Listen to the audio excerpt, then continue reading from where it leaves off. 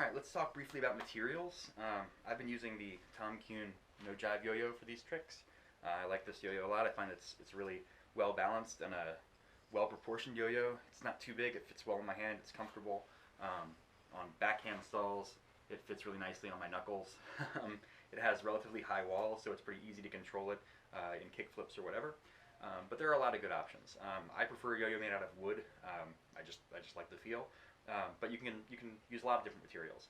Typically, you don't see a lot of metal fixed axle yo-yos because metal tends to have a lot of rim weight, and that tends to be more difficult to throw the yo-yo into off-plane flips or things like that.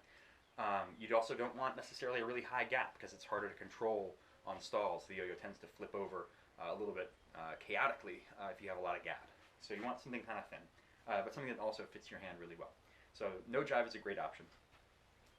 I'll also plug my signature Spy times Timber times Yo-Yo Expert A, which is a great, beautifully crafted yo-yo by Timber in Portland.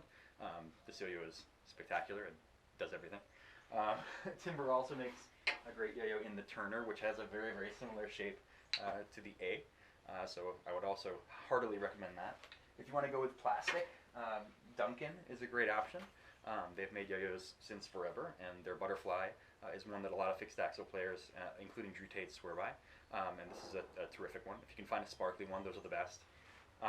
They also make the ProFly, which is kind of a rounder shape than the Butterfly, but also plastic and also light. It has a wood axle, unlike the Butterfly, which has a metal axle.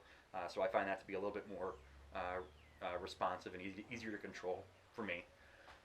This one was painted by John Higby. So if you can find a John Higby ProFly, that's definitely analogous to finding a sparkly Butterfly. So in any case, in terms of string, I recommend using cotton. This is type 8 cotton. Type 10 cotton is also really good. You can also use slick, 50-50. I don't recommend going down to type 6 because that's really thin, but type 8 will do you great. So I would stay away from polyester string if you're using a wood axle because it tends to melt pretty quickly under the friction of a fixed axle yo-yo, depending on how hard you throw. Honestly, if you're throwing really lightly for stalls, right, it's not going to make a difference. You could throw poly all day.